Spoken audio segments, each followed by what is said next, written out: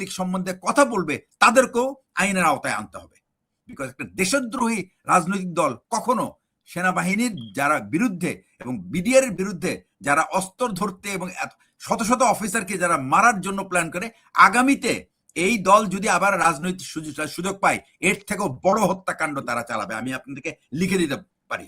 এবং এটাতে ওই ওয়াকার আত্মীয় হলে কি হবে, যেই আত্মীয় হোক না কেন কেউ মাফ পাবে না এটা থেকে।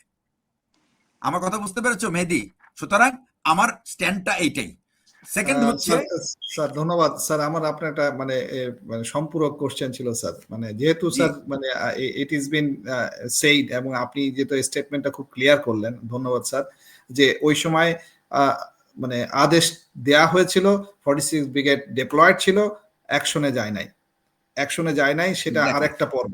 আমি সেটা একদম স্যার আপনার কথা থেকে সম্পূর্ণ ক্লিয়ার। এখন আসেন স্যার, আমি এখনকার প্রশ্ন যেটা তুললাম আজকে, যে ধরেন স্যার বিডিআর কমিশনের উদাহরণ যেটা তুললাম, যে তাদেরকে নিরাপত্তা দেয়া হবে না এই মুহূর্তে, একটা নিরাপত্তাহীনতা আমার ছিল, আমি তোমাকে লিখে রাখছি। রাষ্ট্রের দায়িত্ব কি আমি আপনাকে বলি। একটা সভ্য রাষ্ট্রে যে কোনো পুলিশ, আমি ডিজিএফআই কে এখানে আনতে চাচ্ছি না, এখানে আনার যদিও সঙ্গত অনেক কারণ আছে, কারণ ডিজিএফআই এর very definition says that it has a responsibility of শুধুমাত্র ফোর্সেস, 3 ফোর্সেস ইন্টেলিজেন্স। তারা কিন্তু রাষ্ট্রের সাথে, তারা হলো মিলিটারি ইন্টেলিজেন্স, এই যে সশস্ত্র বাহিনীর ইন্টেলিজেন্স নিয়ে কাজ করার কথা। আমি ধরে নিলাম তর্কের খাতিরে ডিজিএফআই যেহেতু প্রথম থেকে ইনভলভ এই রাষ্ট্রের সমস্ত বিভিন্ন কর্মকাণ্ডে, মানে আমি বলবো ডার্টি ওয়ার্কস, যেহেতু তারা ইনভলভ, সো আমাদের প্রথম উচিত ছিল প্রথমেই এই ডার্টি ওয়ার্কস থেকে এদেরকে সরায় ফেলা। আর বাংলাদেশে আমি এই কথাটা বারবার বলি, আমি আবারও বলছি, কোন সভ্য দেশের সেনাবাহিনী কখনো ইন্টারনাল পলিটিক্সে তারা তাদের নোংরা হাতটা দেয় না। এইরকম নোংরা হাত দেওয়ার সেনাবাহিনী মাত্র 1-2টা আছে। আমরা তাদের পক্ষ হইতে চাই নাই। এটা কিন্তু 1990 সালে আমাদের ইয়াং অফিসাররা ওই যে বিএমএতে যে একটা কমান্ড কনফারেন্স ছিল, যেখানে captain Jahan from ASC 5th long course এবং কর্নেল মুস্তাফিজুর রহমান, এখন ব্রিগেডিয়ার জেনারেল মুস্তাফিজুর রহমান, যিনি সবসময় পিএনজি করে রাখা হয়েছিল আওয়ামী লীগের পুরো সময়, এবং ইদানিংও তাকে এরকম ভাবে হেনস্থা করা হচ্ছে। এই ভদ্রলোক তারা কিন্তু প্রথমে দাঁড়িয়েছিল যে বাংলাদেশের সেনাবাহিনী বাংলাদেশের মানুষের বিরুদ্ধে যুদ্ধ করার জন্য তৈরি করা হয় নাই, এটা শত্রুর বিরুদ্ধে যুদ্ধ করার জন্য তৈরি করা হয়েছে। সুতরাং জেনারেল এরশাদ যেন সেনাবাহিনীর কাউকে তার রাজনৈতিক ফায়দার জন্য আমাদেরকে ব্যবহার না করে। এই কথা বলার পরে সিজিএস ছিলেন জেনারেল আব্দুল সালাম, উনি ফেরত এসে জেনারেল নুরুদ্দিনকে বলছে, স্যার অফিসারদের কিন্তু মনোভাব এইটা। আর একটা জিনিস আমি আপনাদের সবাইকে বলি, দর্শক শ্রোতাদের বলে রাখি, বাংলাদেশ সেনাবাহিনীতে কিন্তু আসলে আদেশ প্রয়োগ করে কিন্তু ব্যাটালিয়ন কমান্ডার্স এন্ড বিলো, বাকিরা হলো তারা তাদের নির্দেশ দেয়, কিন্তু গ্রাউন্ডে কি হচ্ছে এটার কিন্তু দায়িত্ব কিন্তু এই অফিসারদের, battalion commander below. And I can tell you 97% officers and below they are absolutely for the people. তারা কোনোদিন দেশের মানুষের বিরুদ্ধে এমন কোনো কাজ করবে না যেটা মানুষের আস্থায় সেনাবাহিনীর উপর হারাবে। এবং এটা আমি আর একটা প্রমাণ দিই, 2001 ইলেকশনের সময় হাসিনা সব জিআরবির মেজর জেনারেল যারা ছিলেন তাদেরকে উনি খুব আপন ভাবতেন, এবং ওনাদেরকে উনি যখন বিভিন্ন জায়গা থেকে এনে ফরমেশনে দিয়ে দিলেন, এবং এদের মধ্যে 2-1 জন জিওসি কিন্তু ভোটের ডেভেলপমেন্টের আগে তাদেরকে বক্তব্য দিছে, দেখো শেখ হাসিনা তোমাদের জন্য এত কিছু করলো, এই দিল সেই দিল, রেশন দিল, বিভিন্ন কিছু যা যা সে ব্রাইব আকারে দিছে, মনে করেছিল পকেট থেকে দিছে। সেনাবাহিনীতে যেটা প্রাপ্য এটা মানুষের জনগণের টাকা দেওয়া হয়েছে, এটা কারো ওই কোনো প্রধানমন্ত্রীর টাকা দেওয়া হয় না।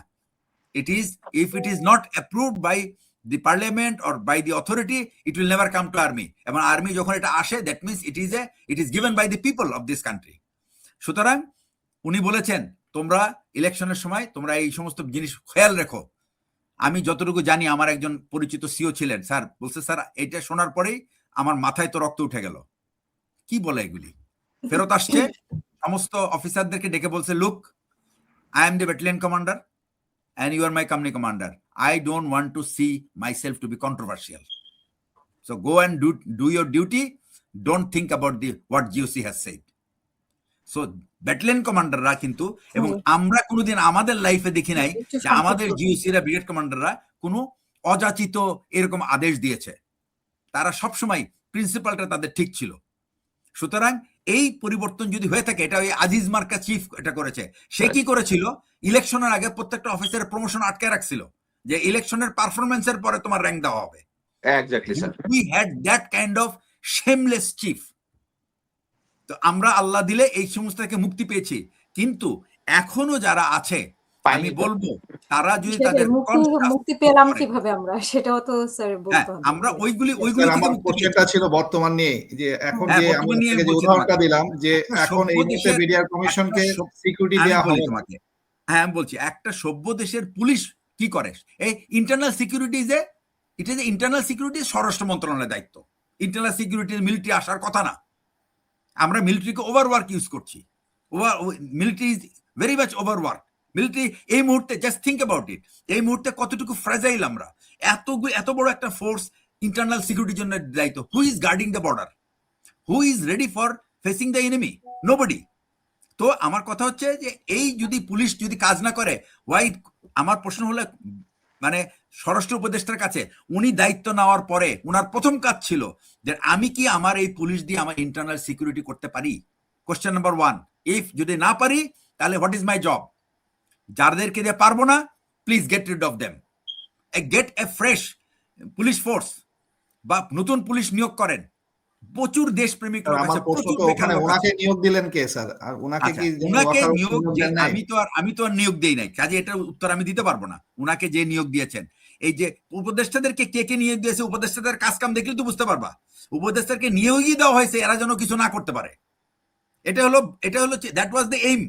এরা যেন কিছু না করতে পারে, এরা যেন শুধু খালি বেতন ভাতা খাবে আর ঘুমাবে, আর কোনো কাম নাই। কিছু করতে না পারে সেটা অন্য বিষয়, কিন্তু এই যে ঝুঁকিতে ফেলে দিল মানুষ। এখন আমি ঝুঁকিটা আমি কিভাবে, এখন পুলিশের যারা যেটা একটা প্রফেশনাল পুলিশ কি করে, তাদের কিন্তু প্রতিদিন they are suppose to have a briefing, এবং এই ব্রিফিং এর যে থ্রেটটা তাদের এই সমস্ত প্রার্থীদেরকে জানানোর কথা যে আপনার এলাকায় কিন্তু এরকম থ্রেট আছে, সো বি কেয়ারফুল, অথবা এই জিনিস আপনি করেন, then you will remain safe, অথবা এই ধরনের কোনো কিছু দেখলে আমাদেরকে আগে জানান, উই উইল ভেরিফাই।